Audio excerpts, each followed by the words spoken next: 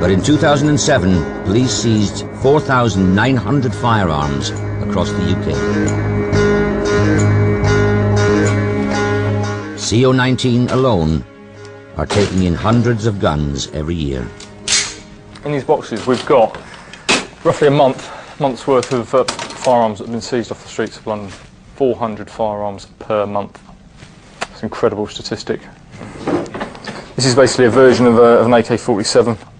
You'll empty this magazine in full auto mode in a couple of seconds. 300 to 400 a minute. In a crowded environment that would be absolutely deadly. This is a 9mm Uzi submachine gun. Again, it's an extremely dangerous firearm. Extremely effective at close range and extremely dangerous. Various pistols here.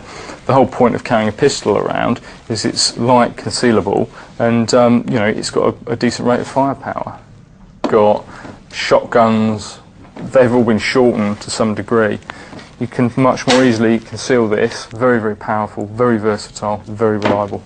Extremely dangerous pieces of kit. None of these weapons were handed in as part of an amnesty.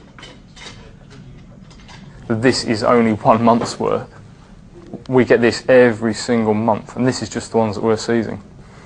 It certainly focuses our minds as to the sort of quantity and quality of firearms that are out and about there. The days where you had the old-fashioned armed robber with the sawn-off shotgun, they tend to have disappeared. You know, they would just pull out the gun for that particular crime, shove it down their trousers or inside their raincoat, go in, do the armed robbery and walk out again. Our people are carrying the guns all the time. You know, they're with them 24 hours a day, so it has to be concealed so that we and the public don't realise they're carrying a gun. Most of the people we deal with use every single type of gun you can imagine, from machine pistols to 38s to 45s to replicas to converted weapons. It's totally out of control. This police officer, who feared he'd lose his job for speaking out, asked to remain anonymous.